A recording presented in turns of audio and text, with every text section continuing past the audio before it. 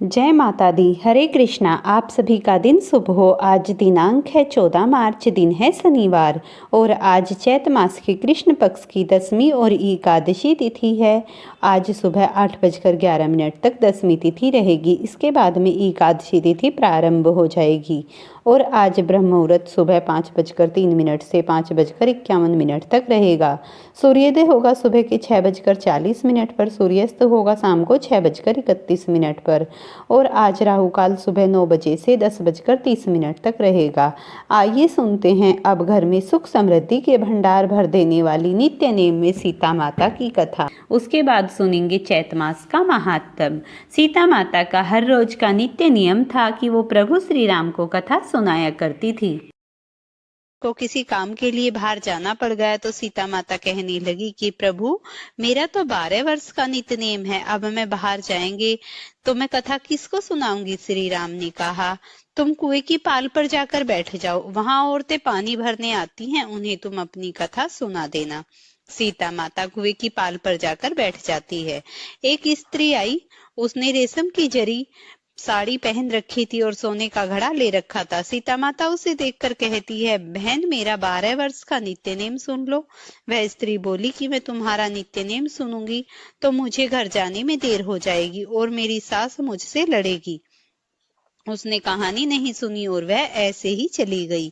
उसकी रेशम जरी की साड़ी पट गई, सोने का घड़ा मिट्टी के घड़े में बदल गया। सास ने देखा तो पूछा कि यह किस दोस्त को अपने सर लेकर आई है। बहू ने कहा कि कुएं पर एक औरत बैठी थी, उसने कहानी सुनने के लिए कहा, लेकिन मैंने उसकी कहानी नहीं सुनी। उसी का यह परिणाम हुआ। बहू की बात सुनकर अगले दिन वही साड़ी और घड़ा लेकर सास कुएं की पाल पर गई। सास को वही माता सीता बैठी मिली और माता सीता ने कहा, बहन, मेरी कहानी सुन ले। सास बोली कि एक बार छोड़, मैं तो 4 बार कहानी सुन लूंगी।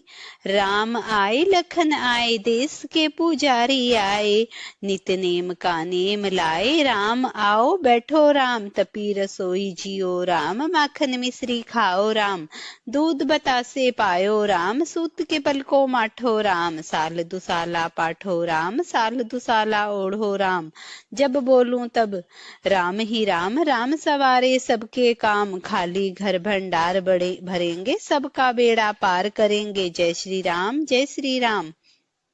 सास बोली कि बहन, कहानी तो बहुत अच्छी लगी। कहानी सुनकर सास चली गई और उसकी साड़ी फिर से जरी की बन गई, मिट्टी का घड़ा फिर से सोने के घड़े में बदल गया। बहू कहने लगी, सासू माँ, आपने ये सब कैसे किया। सास ने कहा कि बहू, तू दोष लगा के आई थी और अब मैं दोष उतार कर आ रही हूँ। बहू ने फिर सास से पूछा कि कुएं वाली स्त्री कौन है। सास बोली कि वे सीता माता थी, वो पुराने को नया कर देती हैं, खाली घर के भंडार भर देती हैं, वह लक्ष्मी जी का वास घर में कर देती हैं, आदमी जो भी हो इच्छा उसे पूरी कर देती हैं। बहू बोली कि ऐसी कहानी मुझे भी सुना दो। सास बोली कि ठीक है, तुम भी सुनो। सास ने कहानी सुनानी प्रारंभ कर दी। राम आए, लखन आए, देश के पुजारी आए, नित्य नेम का नेम लाए, आओ राम बैठो राम, तपी रसोई जियो राम, माखन मिश्री खाओ राम, दूध बतासे पायो राम, सूत के पल को बांटो राम, साल दुसाला पाठो राम, साल दुसाला ओढ़ो राम, जब बोलूं तब राम ही राम, राम सवारे सबके काम, खाली घर भंडार भरेंगे, सबका बेड़ा पार करेंगे, जय श्री राम, जय श्री राम, राम राम जय जय राम। कहानी सुनकर बहू बोली कि कहानी तो बहुत अच्छी लगी। सास ने कहा, ठीक है, इस कहानी को रोज कहा करेंगे। अब सास बहू रोज सवेरे उठती, नहाती धोती और पूजा करने के बाद नित्य नेम की कहानी सीता माता से कहती। एक दिन उसने यहाँ एक पड़ोसन आई और सास बोली कि बहन, जरा सी आंच दे देना। वह पड़ोसन उसकी सास को कहने लगी। वह बोली कि आज तो भी हमने जलाई ही नहीं। पड़ोसन ने कहा, तुम तो सवेरे 4 बजे उठकर क्या कर रही हो फिर। उन्होंने कहा कि सुबह उठकर हम पूजा करते हैं, फिर सीता माता की नित्य नेम की कथा कहते हैं।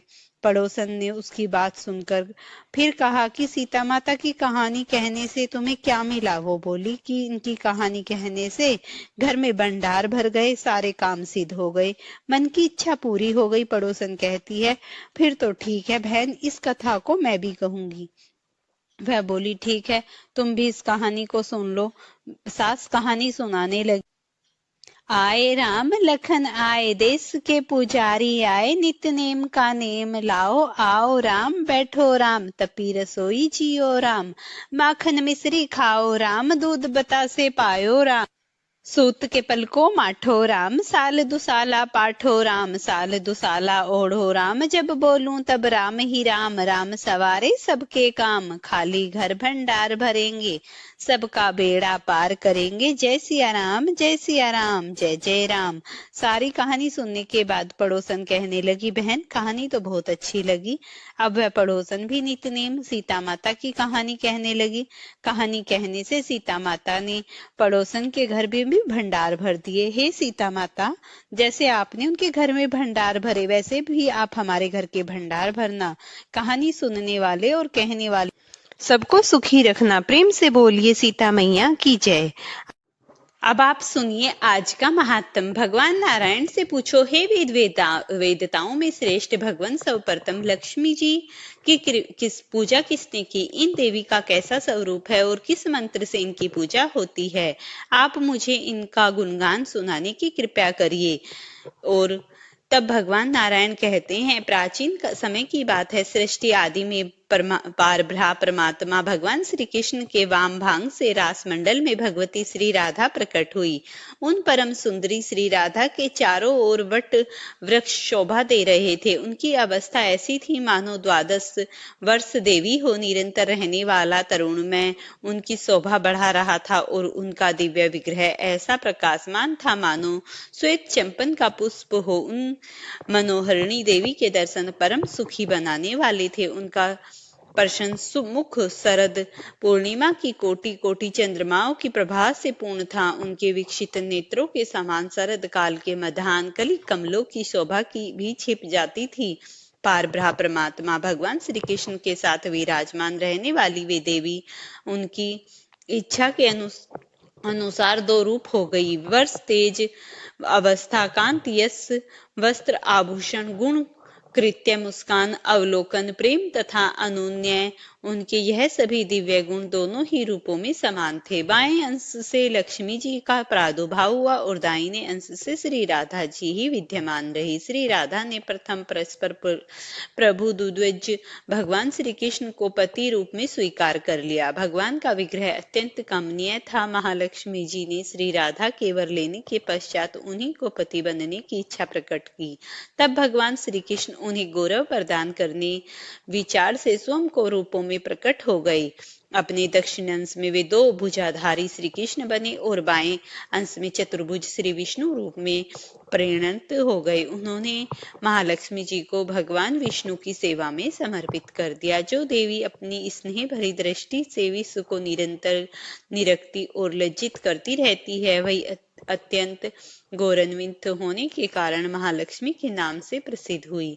इस प्रकार द्विभुज भगवान श्री कृष्ण श्री राधा के प्राणपति बने और चतुर्भुज भगवान श्री विष्णु लक्ष्मी जी के शुद्ध सत्व स्वरूपा भगवती श्री राधा गोपी और गोपियों से आवंत होकर अत्यंत शोभा पाने लगी। फिर चतुर्भुज भगवान श्री विष्णु भगवती लक्ष्मी सहित वैकुंठ धाम को पधार गई है। भगवान श्री विष्णु और भगवान श्री कृष्ण दोनों परस्पर अंशों में एक समान ही थे।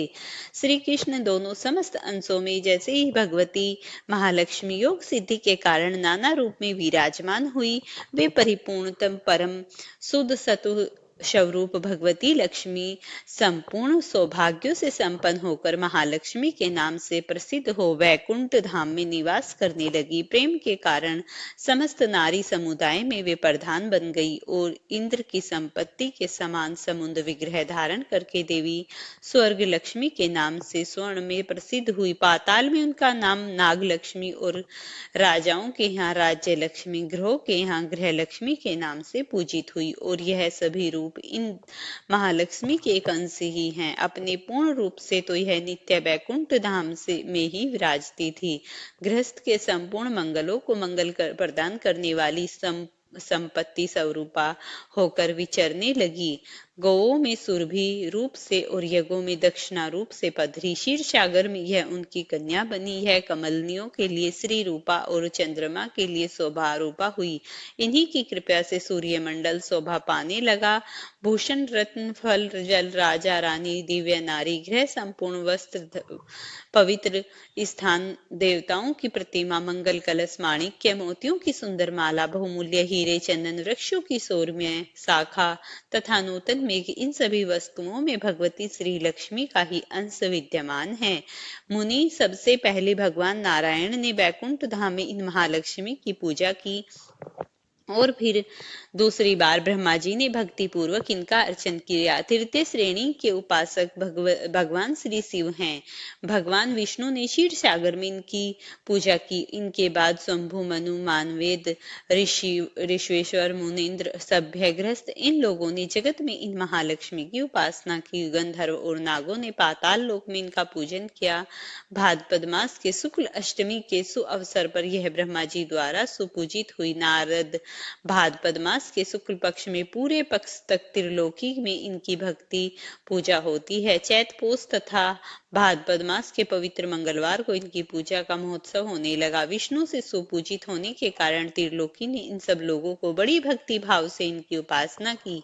वर्ष के अंत में पोष की संक्रांति के अवसर पर मध्याह्न काल में मुनि ने मंगल कलश पर इनकी प्रतिमा का आवाहन करके इनकी पूजा की और इसके बाद वे महादेवी तीनों लोकों के लिए नित्य पूज्य हो गई। इंद्र इनके उपासक बने। राजा मंगल ने मंगला के रूप में इनकी उपासना की। तदंतर राजा केदार नील शुभ सुबल धुरु उत्तानपाद शुक्र बलि कश्यप दक्ष करदम विश्वासवान प्रियवंत चंद्रमा कुबेर वायु यम अग्नि और वरुण ने इनका उपासना की। इस प्रकार यह भगवती महालक्ष्मी सर्वस्त्र सब लोगों से सदा सुपूजित हुई। यह संपूर्ण ऐश्वर्यों की अधिष्ठात्री देवी हैं। इन्हें समस्त संपत्तियों की साक्षात श्री विग्रह कहा गया।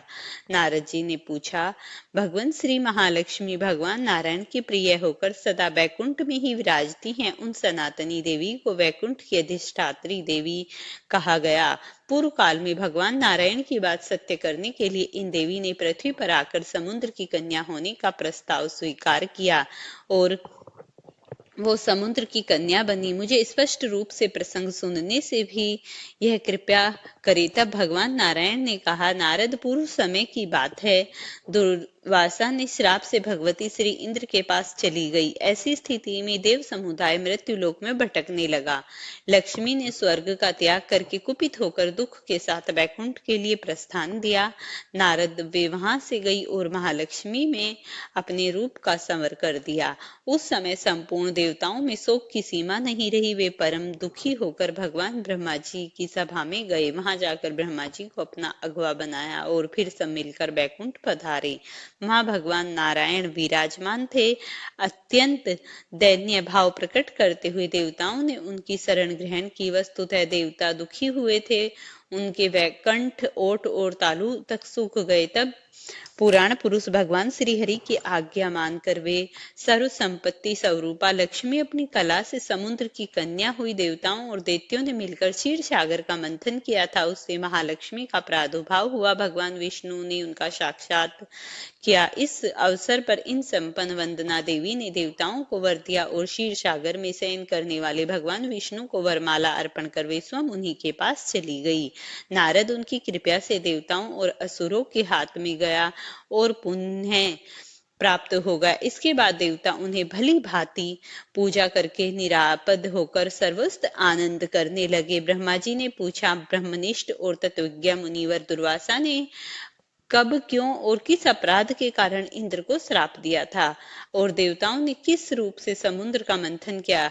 किस स्त्रोत से प्रसन्न होकर देवी ने इंद्र को साक्षात दर्शन दिए? प्रभु इंद्र और दुर्वासा किस प्रकार का संवाद हुआ था, सब बताने की कृपा करे। भगवान नारायण कहते हैं, नारद, प्राचीन काल में मुनि दुर्वासा वैकुंठ कैलाश शिखर पर जा रहे थे। इंद्र ने उन्हें देखा। मुनिवर का भ्राह तेज से प्रदीप्त हो रहा था। वे ऐसे जान पड़ रहे थे मानो ग्रीष्म काल के मध्याह्न कलिक सूर्य के सहस्त्रों प्रभाव से संपन्न हो। उनकी स्वच्छ जटाएं तपाए हुए सोने के समान चमक रही थी। वे श्वेत वर्ण का यज्ञोपवीत धारण किए हुए थे। उनके हाथों में मृगशम दंड और कमंडलू शोभा पा रहे थे। उनके ललाट पर महान उज्ज्वल तिलक चंद्रमा के समान जान पड़ता था। वेद वेदांत के परागामी असंख्य शिष्य उनके साथ विद्यमान थे। उन्हें देखकर इंद्र ने मस्तक झुकाकर प्रणाम किया। उनके शिष्यों को भक्ति पूर्वक प्रसन्नता के साथ इंद्र ने संतुष्ट किया। तब मुनि सहित मुनि दुर्वासा ने शुभ आशीर्वाद दिया और भगवान द्वारा परम मनोहर परिजात भी उन्हें समर्पित किया। राजश्री के गर्भ से गर्वित इंद्र ने जरा मृत्यु और शोक का विनाश करने वाले मोक्षदायिनी उस पुष्य को लेकर अपने ऐरावत हाथी के मस्तक पर रख दिया। उस पुष्य का स्पर्श होते ही गुण रूप तेजोर अवस्था इन सब से संपन्न होकर ऐरावत हाथी भगवान विष्णु के समान हो गया। फिर वह इंद्र को छोड़कर घोर वन में तपस्या के लिए चला गया। प्रेम से बोलिए श्री हरि विष्णु भगवान की जय हो। प्रिय भक्तों, अगर आपको ये कथा पसंद आई हो तो इसे लाइक और शेयर करना, चैनल पर नए हैं तो चैनल को सब्सक्राइब करना।